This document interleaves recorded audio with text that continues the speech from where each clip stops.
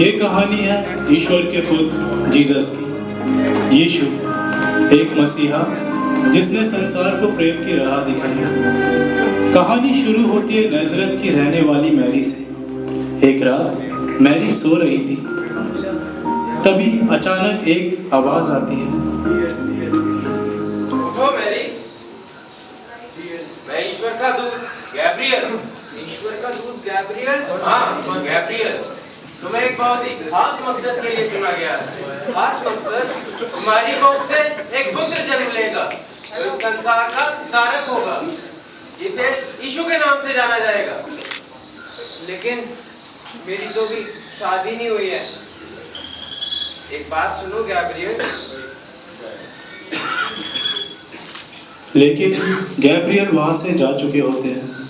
Mary आश्चर्यचकित और इस बात से परेशान, अभी तो मेरी शादी नहीं हुई, तो पुत्र कैसे? अगली सुबह मैरी ये सारी बातें जोसेफ को बताने का फैसला करती है। मैरी जोसेफ से मिलती है और उसे पिछली रात हुई घटना के बारे में सब समझाती है। मैरी की सारी बातें सुनने के बाद जोसेफ कहते हैं, तुम चिंता मत करो मैरी, तुम चलो मेरे साथ, हम आज ही शादी करते हैं। और वो दोनों एक दूसरे से शादी करने का फैसला करते हैं। गांव के सभी निवासी एकत्रित होते हैं और मैरी और जोसेफ एक दूसरे से विवाह करते हैं।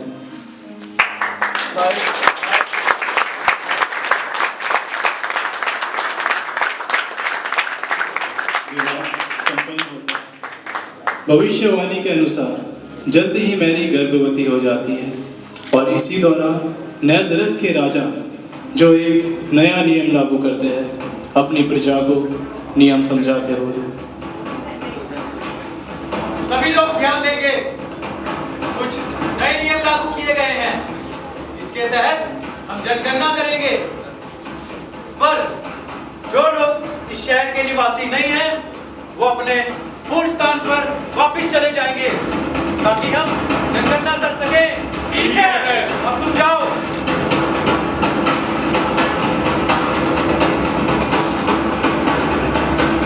नए नियम के अनुसार सभी लोगों को अपने मूल निवास पर जाना था। ऐसे में जोसेफ, जो बैतलहम के रहने वाले थे, मैरी के साथ बैतलहम की ओर प्रस्थान करते हैं। चलते चलते काफी समय हो जाता है। वो अभी बैतलहम की सीमा तक ही पहुंचे होते हैं और तभी जोसेफ, मैं और नहीं चल सकती, मुझे बहुत दर्द हो रहा है। तुम चिंता मत करो मैरी, तुम बैठो यहाँ, तुम यहाँ बैठो, मैं अभी कुछ इंतजाम करके आता हूँ। मैरी को प्रसव पीड़ा शुरू हो जाती है। जोसेफ मैरी को आराम करने के लिए एक पेड़ के नीचे बैठाते हैं और आसपास के सभी घरों में मदद के लिए दरवाजे खटखटाते हैं। कोई है यहाँ? कौन है? भाई साहब, आप हमारी मदद कीजिए। मेरी बीवी बहुत पीड़ा में है और वो गर्भवती है और हमें बहुत दूर जाना है। आप आज रात हमें अपने घर में रुकने की आज्ञा दें। नहीं नहीं, इतनी रात को ऐसे किसी को हम अपने घर में नहीं रोक सकते। तो कृपया करके आप मुझे बताएं कि हमें मदद और कहाँ से मिल सकती है। आप आगे देख लीजिए। कोई है यहाँ? कोई है यहाँ? ये कौन है इतनी रात को? भाई साहब, हम बहुत कष्ट में हैं। मैं और मेरी बीवी आगे जा रहे हैं और मेरी बीवी को पीड़ा शुरू हो गई है, वो गर्भवती है। आप आज रात अपने घर में रुकने की आज्ञा दें, हम सुबह होते ही चले जाएंगे। जी, मैं आपकी समस्या समझ सकता हूँ, लेकिन इतनी रात को मैं आपको अपने घर रुकने नहीं दे सकता हूँ। कृपया मुझे माफ कीजिए। मैं अब क्या करूं?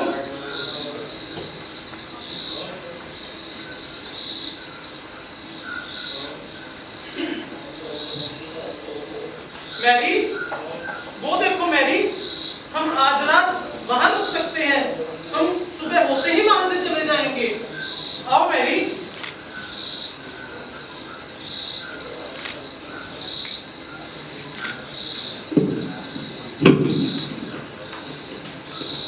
और वो दोनों उस रात एक तबेले में ठहरने का फैसला करते हैं।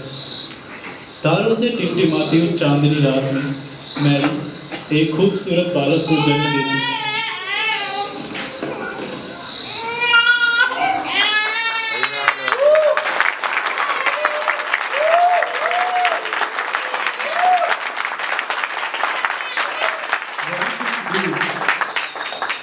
कुछ चरवाहे जिन्हें आसमान में एक तेज रोशनी दिखाई देती है। और तभी गैब्रियल वहां प्रकट हो जाते हैं। मैं ईश्वर का दूत गैब्रियल, मैं तुम्हें यहाँ ये बताने आया हूँ, यहाँ पास ही में ईश्वर के पुत्र यीशु ने जन्म लिया है, जो आने वाले समय में इस संसार को जीने की नई राह दिखाएगा और सबका मसीहा कहलाएगा। मसीहा आ गया। चलो चलते देखो। ये खबर सुनते ही चरवाहे दौड़े दौड़े अपने भगवान, अपने मसीहा को देखने के लिए चले जाते हैं। अरे वाह, हमारा मसीहा। चलो सबको गांव में बताते हैं। चलो चलते सबको बताते हैं। चलो खुशियां मनाएंगे सभी के साथ। और वो इस खबर को पूरे गांव में फैला देते हैं। सभी लोग खुशी से झूम उठते हैं। उनका मसीहा उनके बीच है। और उत्सव समारोह मनाने लगते हैं और खुशी से नाचने और गाने लगते हैं।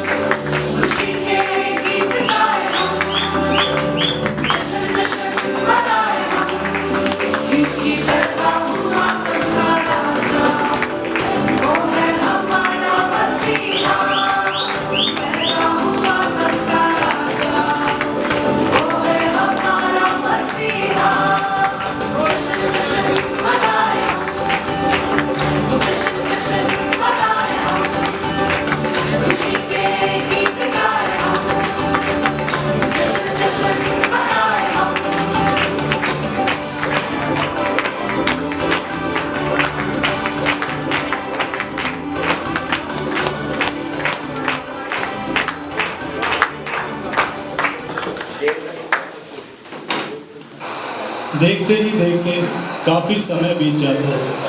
वो सुंदर बालक अब बड़ा हो जाता है।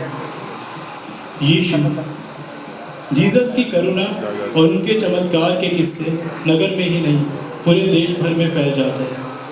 एक दिन वो अपने कुछ अनुयायी और गांव के निवासियों के साथ बैठे होते हैं। तुमने उन सभी लोगों को भोजन करा दिया? जी यीशु, हमने उन सभी को भोजन करा दिया। बचा तो वो भी बांट दिया। यीशु, यीशु, यीशु आप मेरी मदद कीजिए। मेरी बेटी बहुत बीमार है और सारे गांव वाले कह रहे हैं कि वो नहीं बच पाएगी। यीशु आप मेरी मदद कीजिए। इसमें भला मैं क्या कर सकता हूँ? यीशु आप उसे बचा दीजिए, आप उसे बचा सकते हैं। यीशु आप तुम यहाँ, वहाँ तुम्हारी बेटी बच नहीं सकी। मेरी बेटी, मेरी बेटी, मेरी बेटी। तुम चिंता मत करो जायरस। आओ मुझे अपने साथ अपने घर ले चलो। चलिए यीशु, आप मेरी मदद कीजिए। और यीशु जायरस के साथ उसके घर की ओर निकल जाते हैं। यीशु वहां पहुंचने पर जायरस के घर के बाहर मौजूद सभी लोगों से कहते हैं, आप सभी लोग यहीं ठहरिए। मेरे साथ केवल लड़की के पिता अंदर आएंगे। चलिए यीशु। ये देखिए यीशु, मेरी मेरी बेटी। यीशु ये देखिए, ये इसे क्या हो गया यीशु? जायरस तुम बिल्कुल मत घबराओ। तुम्हारी बेटी को कुछ नहीं हुआ, ये तो बस सो रही है। नहीं यीशु, ये सिर्फ सो नहीं रही है। यीशु आप देखिए इसे, ये नहीं सो रही है। उठो